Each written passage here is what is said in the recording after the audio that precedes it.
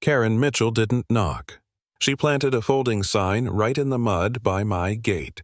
Community Water Forum, 6 p.m. My lake, my property. Her crowd started unloading 60 chairs like it was a public park. I told her the permit didn't exist.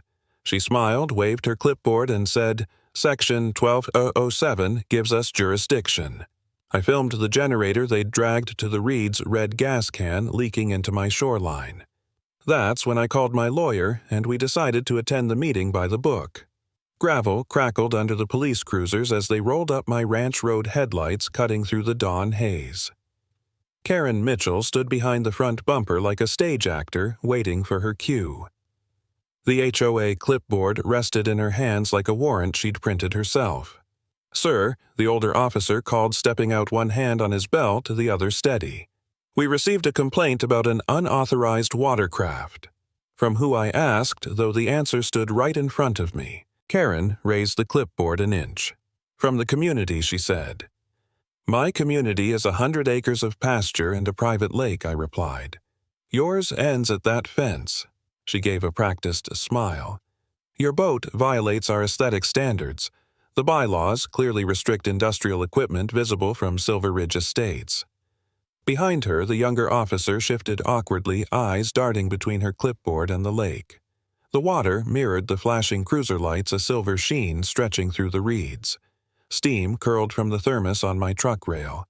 For a second, it was all soundless except for a jay's screech in the pines and the slow tick of an idling engine. I leaned my arm on the gate. You came down 3 miles of private road for a pontoon boat. It's not about the boat, Karen said. It's about the principle of shared environmental stewardship. Her clipboard caught the dawn light. I caught a glimpse of the county pamphlet she'd taped beneath the top sheet, 812-07 Environmental Code. My pulse flicked once. That code doesn't apply to private parcels, I said. It applies to any property within visual access of our residents, she snapped. That's creative, I said. But fiction isn't jurisdiction. The older officer's mouth twitched, fighting a grin. Let's keep this civil, folks. Sir, do you have documentation of ownership in the glove box? I reached for it slowly, the air taut as fishing line. You'll want to read the stamp. Karen turned slightly toward the younger officer. You see what we deal with? He's confrontational. Not yet, I said. I laid the folder on the cruiser hood, flipping open the top page.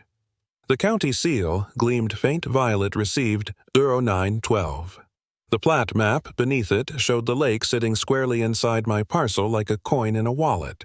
The older officer ran a finger along the boundary. Says here the lake's deeded private. Karen crossed her arms. Maps can be wrong.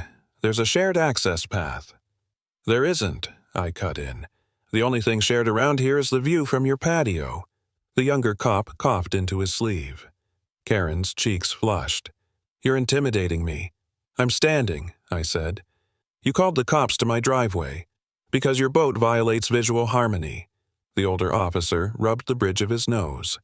Ma'am, visual harmony isn't in the penal code. She glared. Then call county code enforcement. I will. Her phone was already in her hand. She turned on, a speaker voice climbing to that HOA president pitch that could pierce siding. Yes, this is Karen Mitchell, Silver Ridge, HOA. We have an environmental violation on adjacent property. Yes, near the waterline. Unpermitted vessel, yes. I have the code reference right here. 81207. I asked. She froze. That's right. I smiled. That section regulates fuel storage near riparian zones. You're looking for something that doesn't exist. The clerk's voice crackled faintly through her speaker. Is this within the HOA boundary? Karen hesitated. It's visible from within the boundary. The clerk paused. Ma'am, visibility isn't jurisdiction. The officers turned their faces to hide their expressions. Karen hung up. They'll review it. Sure they will, I said. The older officer closed his notebook. Sir, far as I can see, you're within your rights. Karen's chin lifted. This isn't finished. It never is with you, I murmured. She pointed her pen toward my boat. If you respected your neighbors, you'd move that eyesore. If you respected boundaries, you wouldn't be at my gate. The air between us hummed with cicadas. The younger officer shifted clearly, done with the performance. "Ma'am, we'll file an informational report. No violation." Karen's hand trembled just enough to make the clipboard quiver. "We'll convene tonight. Emergency meeting. 60 people. On my shoreline, on community property. Which part's that?" "Our view," she said. I almost laughed. "That's a stretch of imagination, not land." Her lips thinned. "You'll hear from us." The older officer nodded politely. "Sir, have a good morning." Karen spun toward her SUV, heels crunching on gravel. The younger cop whispered, "Paper beats clipboard," under his breath as he passed. I caught it, smiled. Karen heard it too, her jaw locked. "You think this is funny?" "Not yet," I said. "Maybe by the 6 o'clock meeting." She got in, slammed the door, and sped off down the lane, taillights flashing through dust. The cruisers followed slower, respectful. When the sound faded, I stood alone with the thermos steam fading into the air. The quiet returned, broken fence wire rattling in the breeze, a distant outboard hum from someone else's morning. I looked at the lake, its surface glassy and unbothered, and felt that first spark of outrage cool into something sharper. She'd stepped onto my land waving a borrowed statute, and she thought that made her right. I took one last photo of the fence line, the cruiser lights dying out of frame. The image caught the sun's reflection on the lake, and the faint ink stamp at the bottom of the deed received 0912. That was the moment I knew the paperwork would matter more than any argument. The first letter arrived before sunrise, laminated like a museum exhibit and zip-tied to my gate. The plastic smelled faintly of chlorine. In block capitals, it read, "Violation Motor Vessel. Community Aesthetic Standard." A signature in blue ink looped across the bottom, President Karen Mitchell. I clipped it loose, carried it to the porch, and set it next to yesterday's coffee ring. Another truck idled down the county road. When the dust settled, a second letter glinted on the fence post. Then a third at the mailbox. By 8, I had a fan of warnings spread like playing cards across my kitchen table. "Busy morning," I muttered. I opened the first. Paragraphs of harmony and view corridor. The second cited a shared shoreline philosophy. The third threatened a special assessment for neighbors forced to endure an industrial eyesore. I took a slow breath, then pulled my deed folder from the cabinet. The paper edges were beginning to feather from handling. Prop in hand, I started a file I titled Karen Letters. Dates, times, photos. If she wanted a paper fight, I'd bring better paper. By noon, I drove into town to the post office. A man in a seed company cap held the door for me. "Morning, Marcus," he said. "You see that banner on Lakeside?" "What banner? No motorboats on community waters," he said. "Right by your fence." "Not community," I said. He gave a sympathetic shrug. "You know how she is." Inside the post office, air was cool and old. I bought a book of stamps with a trout on it and slid 3 certified envelopes through the slot copies of the deed request, photos of the laminated notices, and a brief letter to County Code asking for clarification on HOA jurisdiction. The brass flap thumped shut with a satisfying thunk, a little punctuation mark in a week written by other people. "Anything else?" Mr. Hale, the clerk, asked. "That thunk will do," I said. Back at the ranch, a white SUV idled near my driveway. HOA Vice President Paul Decker stood beside it, posture stiff enough to crease a shirt. He held a clipboard naturally and wore a tie that had probably never seen a ranch road. "Morning," he said as if we were colleagues. "We're hoping for cooperation." "On what?" "On removing the vessel that violates our standards," he said. "Alternatively, we're authorized to propose a compromise screening assessed to you as a courtesy. Offense. I pay for so you can look at it," I said. He blinked, not quite catching the joke. "The community is willing to share the burden." "What community? You're outside your boundary, Paul." He lowered his voice, confidential. "Look, I'm a reasonable man, but residents are unhappy and we're hearing from finance. The dues structure is already tight. If we have to address shoreline complaints all summer, we may need a small fee increase." There it was, the comment trigger in a polo shirt. A fee hike because you don't like my boat. Because harmony costs money, he said as if quoting scripture. I'll pass on funding your harmony. He tapped his page. I strongly recommend you relocate that vessel. I strongly recommend you try jurisdiction, I said. Rules without jurisdiction are decorations. He frowned as if I'd insulted his tie. The board will be disappointed. That's two of us, I said, and left him staring at my gate as if it might apologize. I headed to the county building. The clerk's office hummed under fluorescent lights, paper smell and toner, warm like a copy shop in July. The same clerk from last week recognized me. More lake fun, define fun, I said, sliding the folder over. I'd like an official stamp on this title inquiry and a note that HOA notices are being posted beyond their boundary. She scanned the letters carefully, pausing on the signature. She laminates. Like she expects weather, I said. The clerk flipped one notice over. A photo was taped to the back HOA trailer with a folding table, a coil of extension cord, and peeking from the open cargo latch a red generator can wedged next to a box of paper cups. She squinted. Is that? Fuel, I said. On damp grass by reeds. Near water, she added face flattening. That's not great. Under which code, I asked.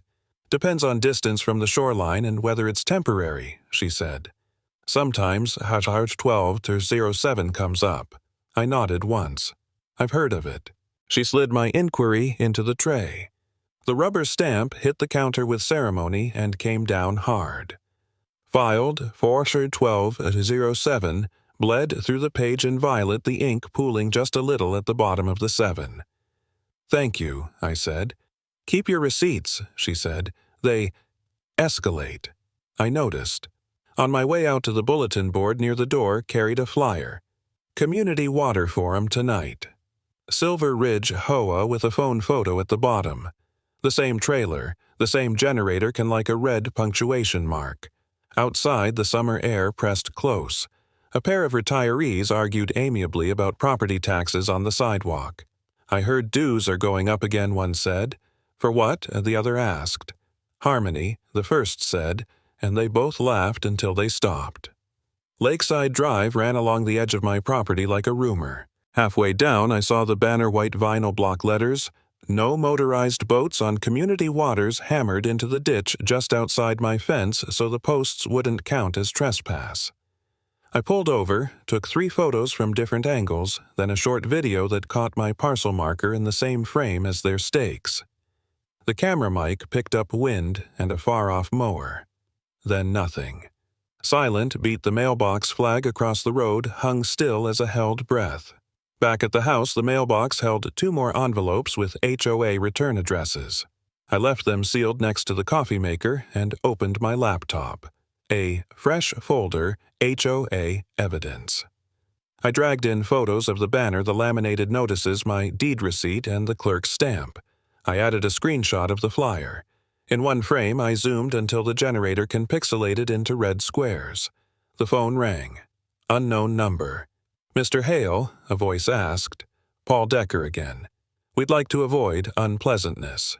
If you would consider a temporary canvas cover for the vessel finance through a neighborhood improvement fund, I think we could table the meeting agenda.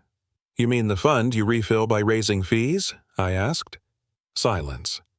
Residents will understand, he said finally. They usually do until the bill shows up, I said. I'm not paying to hide something that's legal on my land.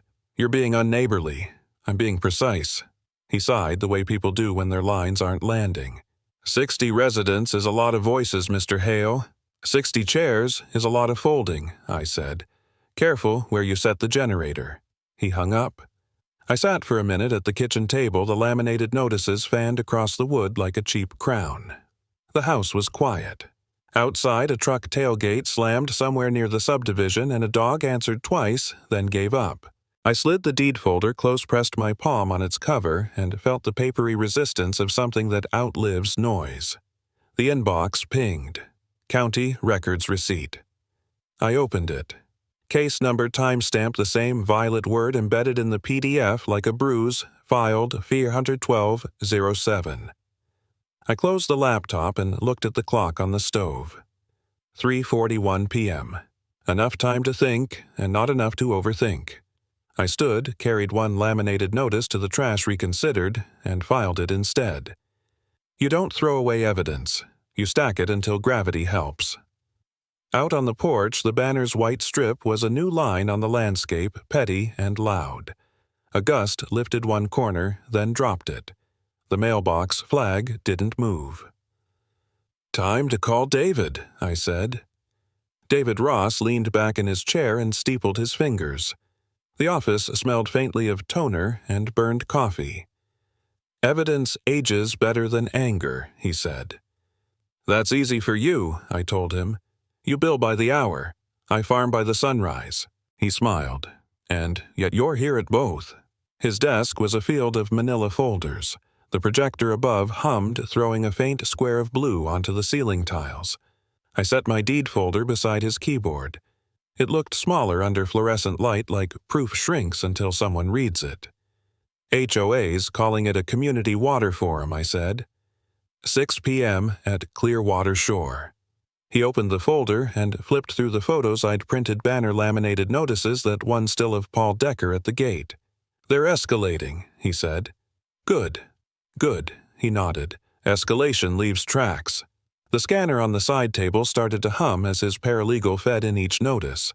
The light bar slid under the plastic laminate, washing every word in sterile glow. Silent beat. "Let's talk leverage," David said. "You mentioned a generator." "In their trailer," I said. "Red can near the reeds. Any photos?" "Still frames from the HOA flyer," I said. "And one from my phone when I drove by." He turned the monitor. The image came up pixelated, but clear enough extension cord coiled across damp grass, the generator can upright its spout angled toward a dark patch of soil. David zoomed in. "You see that sheen fuel?" I said. He clicked save, and this is what we call overreach plus negligence. He reached for a notepad. "County compliance officer owes me a favor. Let's get them on the line." He dialed voice even. "Morning, Sam. Need eyes on a PSR 1207 potential near Silver Ridge HOA property. We've got visual of a portable generator within 10 feet of a riparian zone." Through the speaker, a tired voice said, 10 feet. That's not permitted under seasonal runoff regs." "Thought so," David said. "Can we log it as potential environmental hazard? I'll start the file. Send stills timestamps and GPS if possible." "Copy that," David said. He ended the call and looked at me. "You just became the most compliant man on that lake. Does that pay better than being the most patient?" "Eventually," he said, grinning. The scanner finished with a soft beep. David picked up the freshly printed copy. "Chain of custody starts now. We'll email the images, CC compliance, and mark your evidence folder received." He typed fast subject line Silver Ridge HOA. Environmental concern. Attachments flickered across the screen, still frames labeled 0315, a short clip, the PDF of my deed receipt. His cursor hovered, then clicked send. The office clock ticked once before the reply pinged in. Received, 0317, County Compliance. We both read it in silence. Outside, traffic whispered on Main Street. The hum of the projector deepened like an engine settling into idle. David leaned back again. "They wanted a meeting," he said. "Now we have a hearing." I exhaled. "So we don't stop it." "Oh, we let them set the stage," he said. "Every word on record helps you. We just make sure the lights are legal." He sipped coffee, eyes scanning the monitor glow. "Most people fight noise with noise, but leverage," he tapped the table, "isn't loud." "That's going on my fridge," I said. He laughed. "Send that to the HOA, too." The paralegal returned, dropping a printed header from the county site, "Potential violation fuel storage near Reed Bed, pending review." The paper still felt warm. David slid it into a clear sleeve and handed it to me. "Keep this with your deed. Prop stays clean." I tucked it into the folder. The scanner lamp passed over the last page, the slow green sweep crossing ink like sunrise. "You sure you want to push this?" he asked. "It'll stir dust." "I didn't start it," I said. He nodded once. "Fair enough." He walked me to the door, briefcase in hand. They think you're a crank. That's good. Makes them sloppy. Karen already announced her meeting, I said. They'll hold it at 6. Then, he said, locking the door behind us, we shut it down by the book. The hallway smelled of old carpet and copier ozone. I looked at the evidence folder in my hand ink, still fresh violet stamp, bleeding slightly where the paper had absorbed it. Then let's make it lawful, I said. Outside, the sun caught on the courthouse dome. Somewhere down the block, a flag rattled against its pole like a typewriter key. Rain smelled like metal before it even started. Clouds bunched above the lake, turning the morning silver. I wiped my hands on an oil rag and stared at the workshop clock ticking toward 5:30. David's voice crackled through the speakerphone. "We don't bluff with paper," he said. "Everything we send tonight has to be airtight." "I'm not bluffing," I said. "I'm sealing." He chuckled. "Good. Start with the TTRO form, the temporary toxic runoff order. Pull the one marked County Draft from your folder. We'll timestamp it with your footage." On the workbench, the deed folder sat open beside a row of photos, each labeled with minute marks: 0315, drone, still, 0317, email, 0506, flyer. Prop number 1 had grown teeth. Outside, thunder rolled once low and uncertain. Through the side window I saw headlights along the far bank, HOA volunteers unloading folding chairs in neat rows. The white banner from before flapped like a warning flag. "Head count looks about 60, I said. "Let them overcommit," David replied. "The bigger the crowd, the cleaner the record." The printer beside me spat out another page. Environmental violation form, County, HR 1207. I filled in lines: potential hazard generator fuel leak near Reed Bed. Witnesses: D, Ross M, Hale, J, Boyd, K, Tran. Behind me, 2 locals. Jeff Boyd, my neighbor from the feed store, and Kendra Tran, a part-time surveyor, sorted through photocopies. "You sure we can testify?" Jeff asked. "Only if it goes that far," I said. "You just saw what you saw."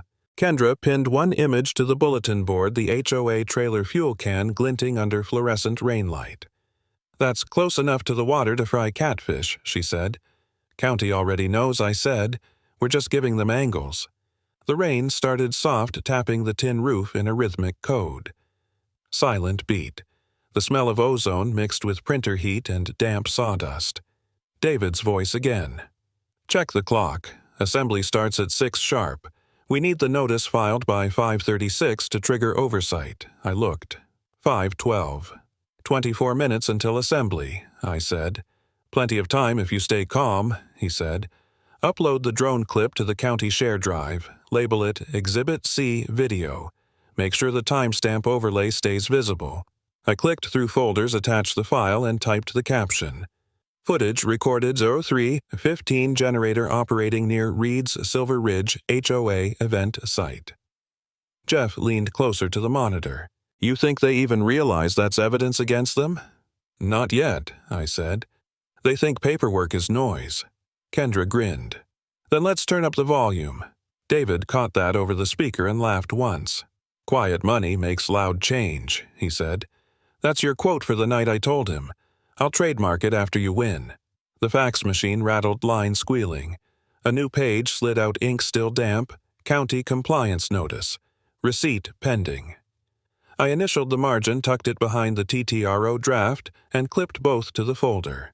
Prop, partial. Ready. David's tone shifted. "One more thing. If they start early, call me. The moment you see the mic, check hit record." "Got it." The lights flickered as thunder cracked overhead. The smell of rain thickened into oil and soil. I pinned the checklist to the bulletin board beside my torque chart. Operation Failure 12-07 drone footage logged. Witness statements signed. Forms printed, TTRO, violation. Notice, timestamp synced. 17:36, target, camera number 1, battery, 84%. Camera number 2, facing gate. The second camera's preview showed the HOA field across the fence, rows of chairs forming concentric circles like ripples around gilt. Kendra handed me a flash drive. Backup of everything. Jeff poured 2 coffees from the thermos, the same diner mug, steam curling like a callback from that morning. "You sure about this?" he asked. "I'm sure they won't be," I said. David interrupted. "Just remember, you're not attacking, you're confirming. Feels the same, I said. It won't when the county signs it." The computer chimed. An email subject flashed across the monitor: RE Environmental Concern Officer, en route if assembly begins. Jeff let out a low whistle. "That sounds official." "It is," I said. "And that's all it needs to sound like." David's tone steadied. "Print it. That's your trigger document. Once it's logged, they're playing on your clock." I folded the page once, and slid it into the folder behind the TTRO form. The ink still smelled of toner when I sealed it. "Clock check," David said. I glanced at the wall. 5:36 p.m. "Exactly. Notice filed," I said. "Camera sync live, rain increasing." "Good," he said. "Now you wait." Through the workshop window, lightning flickered over the lake. The HOA volunteers were still arranging chairs under pop-up tents, their bright umbrellas bobbing like buoys. Someone unrolled a cord from the trailer, the same red line from our photo. It snaked toward the reeds. Kendra saw it first. "Same generator," she whispered. Jeff's jaw set. "They're asking for it." I pressed the camera record button. The LED blinked steady. Frame froze for a breath, the silent beat before proof begins. David's voice came through calm. "You ready? Ready?" The printer light faded to amber standby. Rain thickened against the tin roof, drowning the sound of the first voices across the water. "Officers 20 minutes out," David said.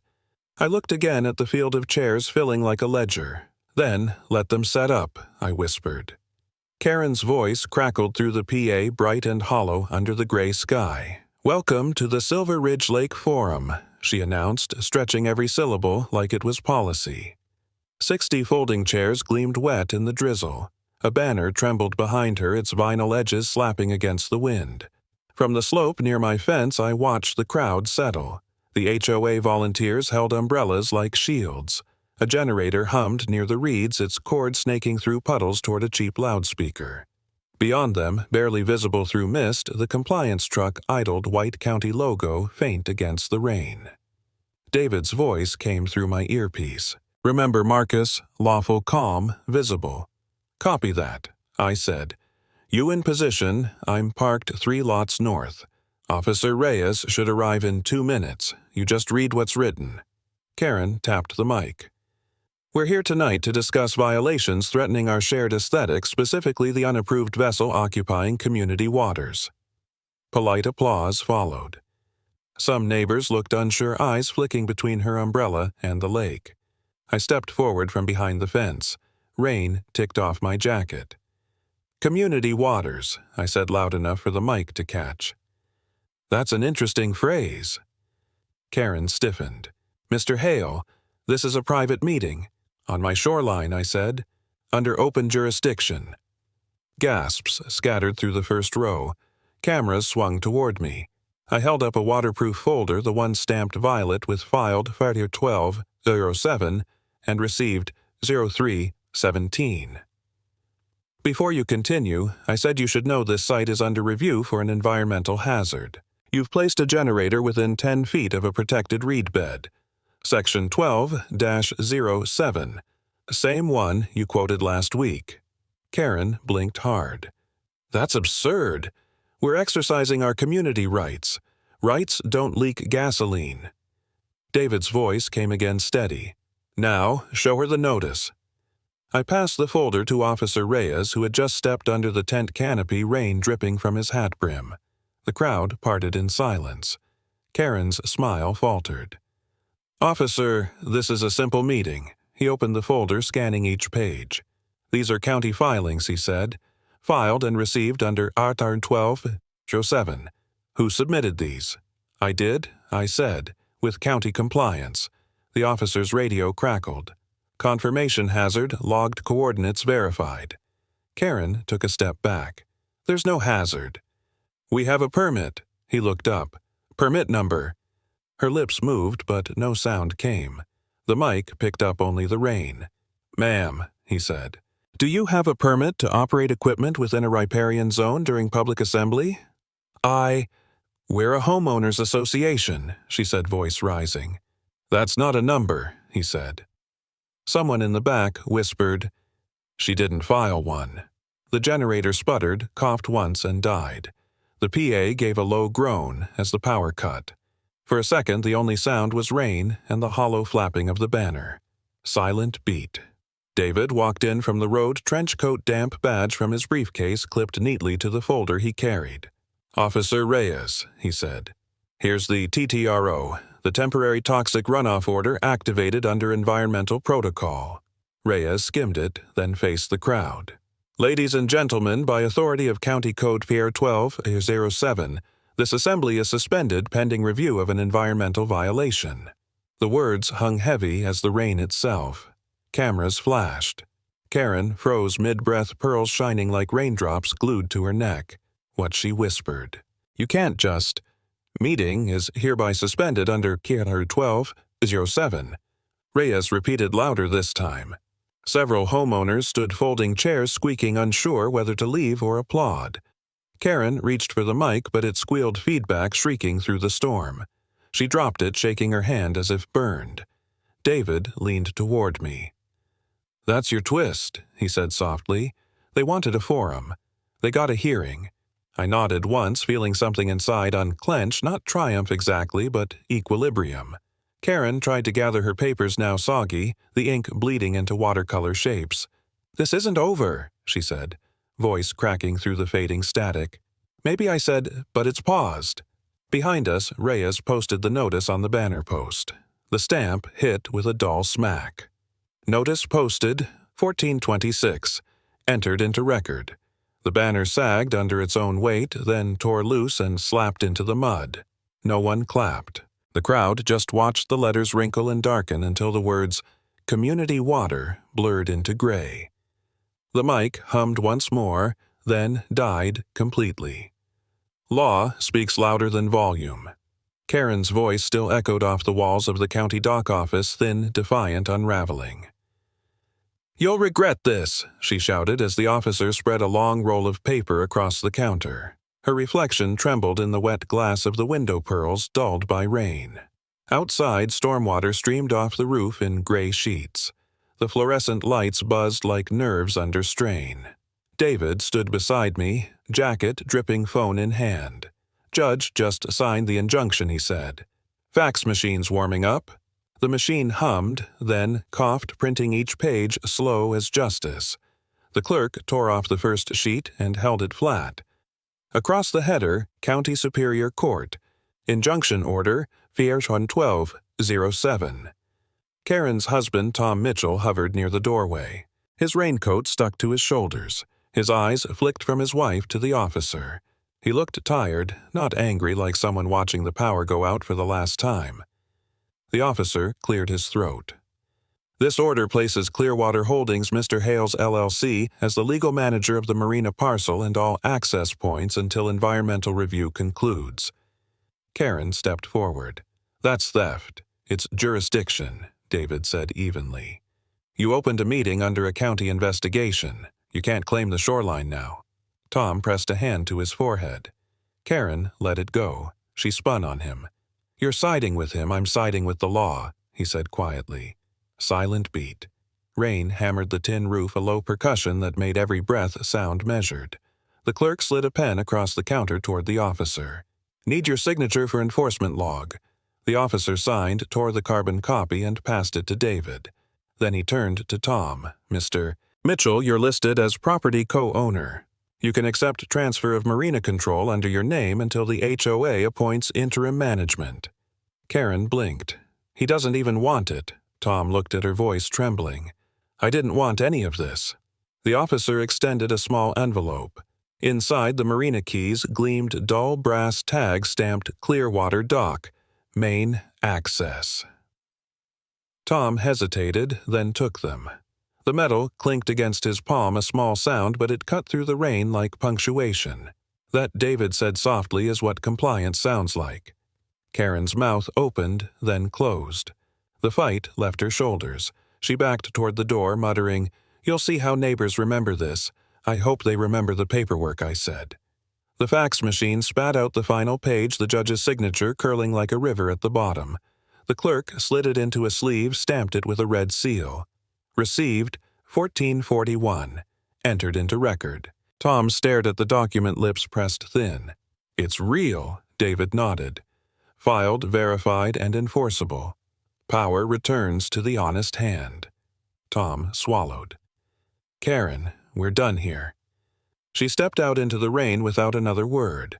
Her umbrella flipped inside out on the first gust, a small black sail torn loose and carried toward the lake. The officer folded his copy, tucked it into his jacket, and faced me.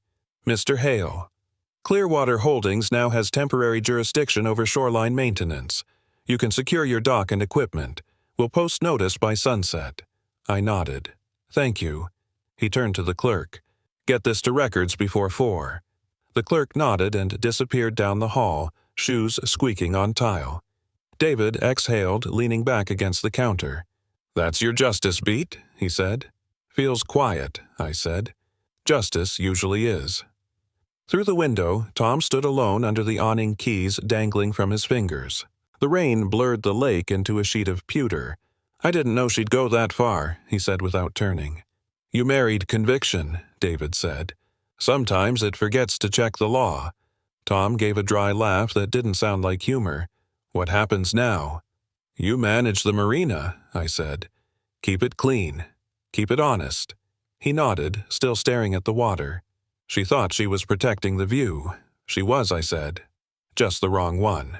The officer stepped outside to post the injunction notice on the gate. The stapler clicked twice, sharp and final.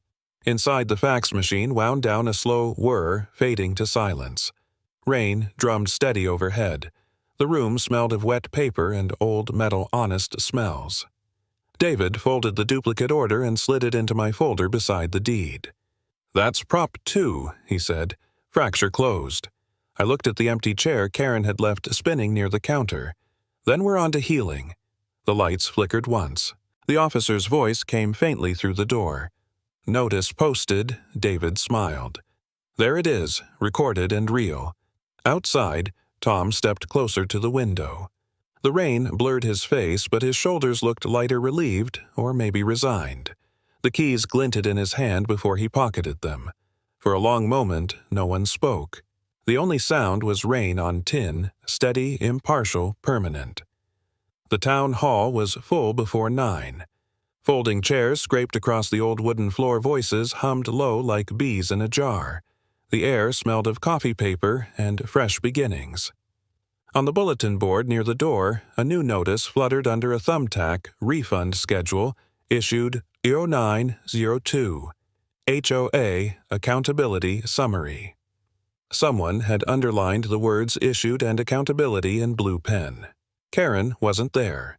Her name still sat printed on the old letterhead, but the chair behind the podium stayed empty. Instead, 3 new faces took the stage: a teacher, a retired postal worker, and a local mechanic. The banner above them read simply, "Silver Ridge Homeowners Association, Community Session."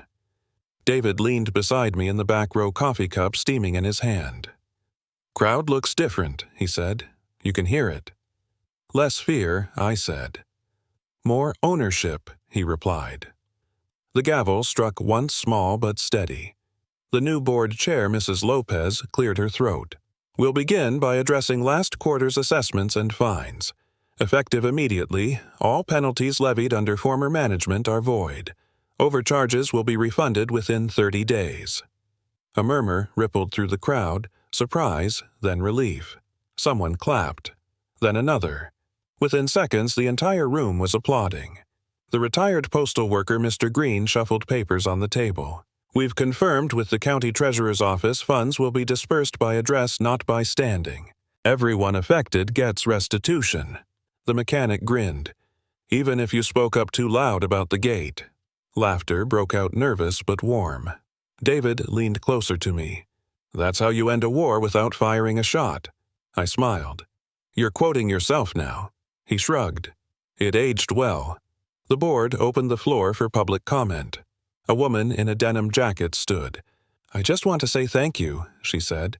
Some of us thought we'd lose our homes over those letters. You gave us our weekends back." Applause again, louder this time. From my seat, I could see the flag in the corner catch a shaft of sunlight sneaking through the window. Dust motes floated like gold in the beam. Silent beat. Mrs. Lopez gestured toward me. "Mr. Hale, since you were directly involved in resolving the legal matter, would you like to say a few words?" I stood palms warm around the coffee cup. "Only this," I said.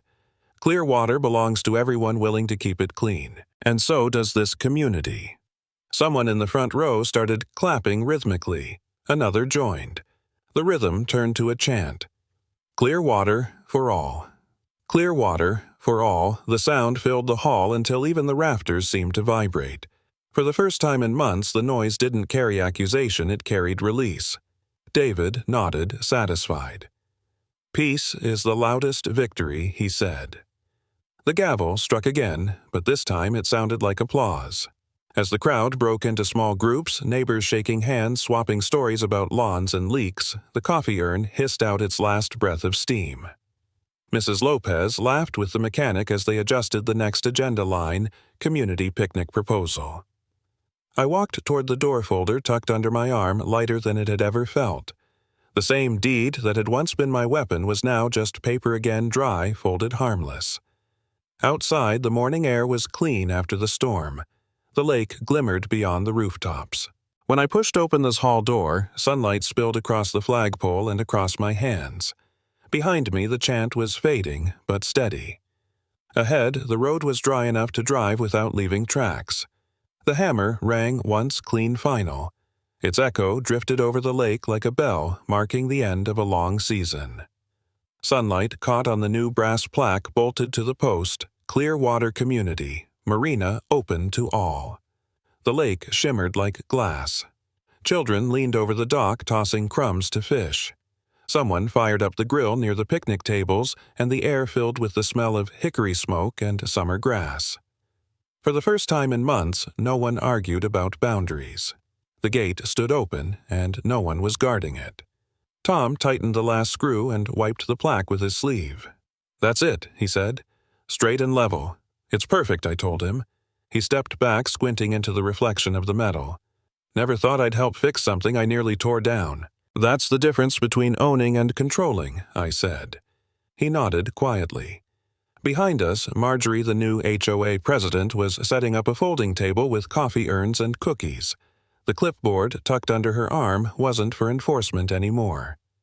"County confirmation came in this morning," she said, smiling. "Transfer order recorded 0847. The marina is officially community property." She handed me the paper. The seal shimmered gold in the sun.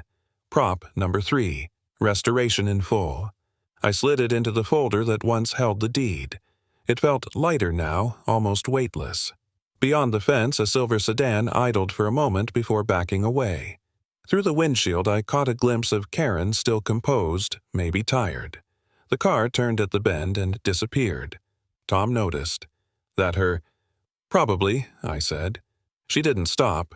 She didn't need to. A teenage volunteer jogged up holding an envelope.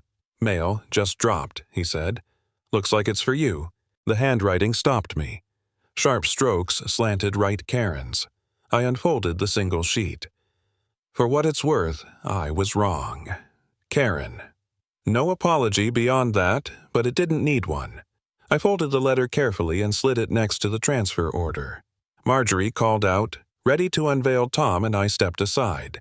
She pulled away the tarp, and the plaque caught the sunlight in a clean flash.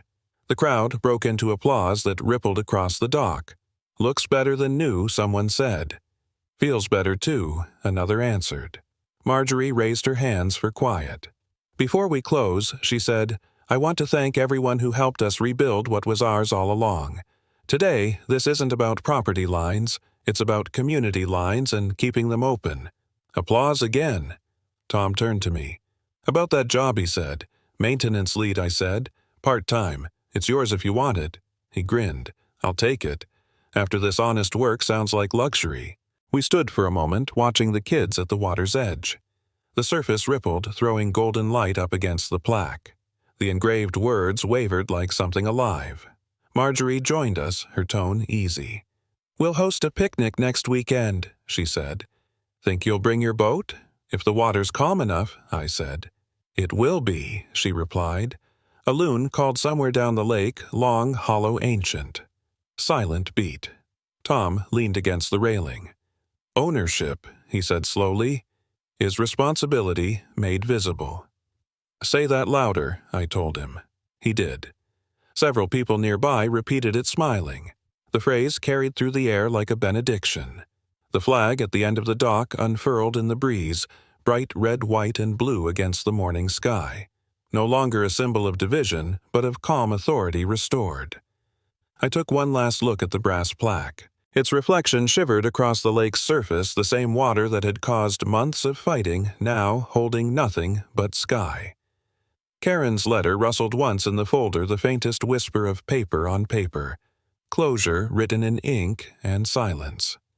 As the barbecue smoke drifted across the dock and laughter rose again, a thought surfaced, not bitter, not triumphant, just clear. Finally, someone fought back. The wind carried the words over the water. The echo merged with the sound of the loon, then faded into peace. Sunlight flashed off the new brass plaque, and for a moment the whole lake seemed to glow. The seal, stamped transfer order recorded 0847, still hung beside it, proof that law can mend what pride once broke. Families gathered where fences had stood, their laughter rising like the sound of repair. I thought of Karen's brief note I was wrong, and how even that small line carried weight enough to steady the water. We didn't win by force, just by standing firm together. Justice isn't loud, it's steady. Finally, someone fought back. Share your HOA story below your map might help someone redraw theirs.